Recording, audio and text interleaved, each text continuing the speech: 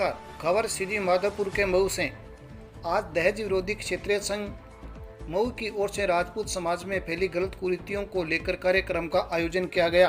आज के कार्यक्रम के वरिष्ठ पदाधिकारी दहेज विरोधी क्षेत्रीय संघ के राष्ट्रीय अध्यक्ष दलीप सिंह महरोली, महेंद्र सिंह जाखली, मनजीत सिंह, शंकर सिंह, विक्रम सिंह, संघ के प्रवक्ता महावीर सिंह, धर्मेंद्र सिंह, मान सिंह, रविंदर सिंह, कवि मदन सिंह, श्याम सिंह ने अपने विचार रखे।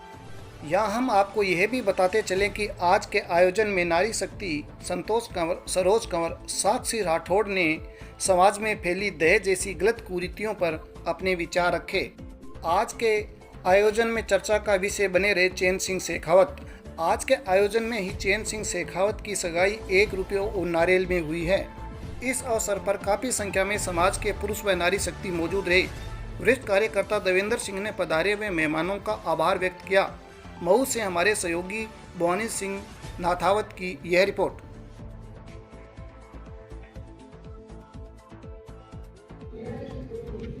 दहेज विरोधी क्षेत्रीय संघ की टीम हमारे साथ है और इनके केंद्रीय कार्यकारिणी है, इसके सदस्य हैं, सभी से परिचय लेंगे और इनके विचार जानेंगे इसके बारे में। हाँ सर। मैं विक्रम सिंह शेखावत छावसरी आर्मी से रिटायर्ड हूँ। आज से तकरीबन 2 साल पहले एक विचारधारा आई थी हमारे बीच में। महेंद्र सिंह जी जाखले के द्वारा मेरे पास मैसेज आया था कि एक अपना इस तरह का संगठन बनाएं जिससे अपना राजपूत समाज उससे बहुत पिछड़ा हुआ है और दुखी भी है।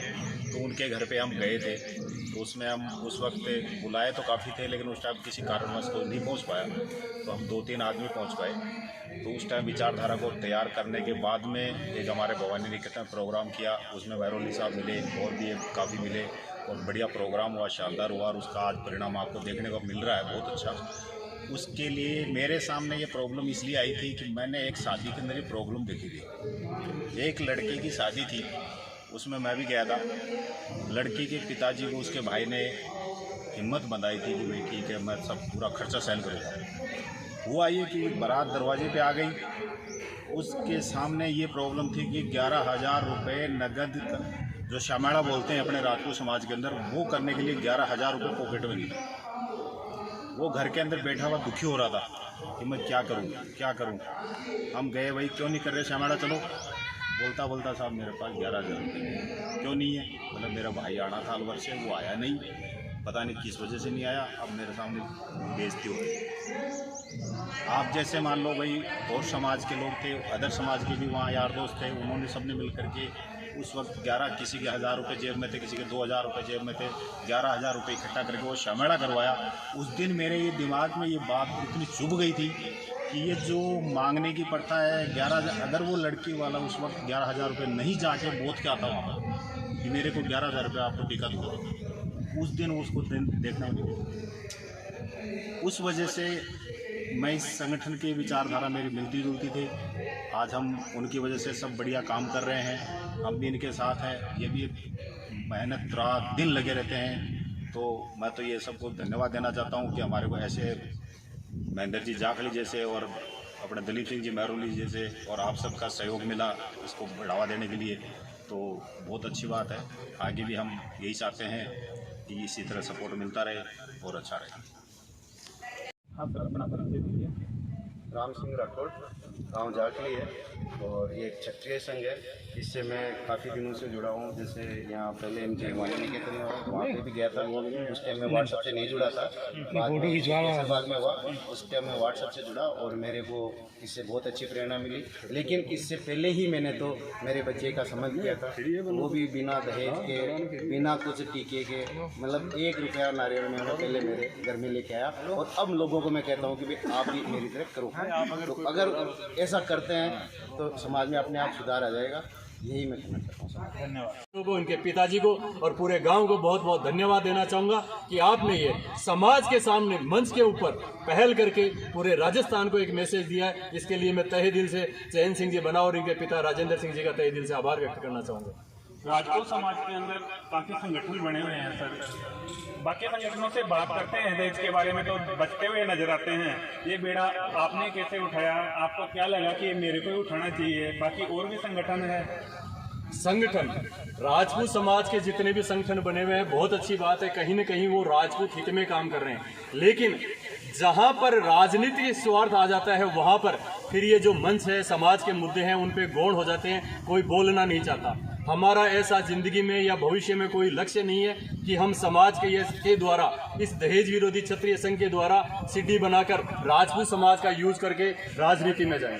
हमने सिर्फ और सिर्फ जो राजपूत समाज की पीड़ा थी उसके बारे में सोचा, चिंतन किया, और उसी के माध्यम से आज ये राजपूत समाज की जो विचारधारा है, इन जैसे युवा सामने आकर के उदाहरण पेश कर रहे हैं, ये विचारधारा ही है। क्योंकि हमारा इसमें कोई राजनीतिक स्वार्थ नहीं है।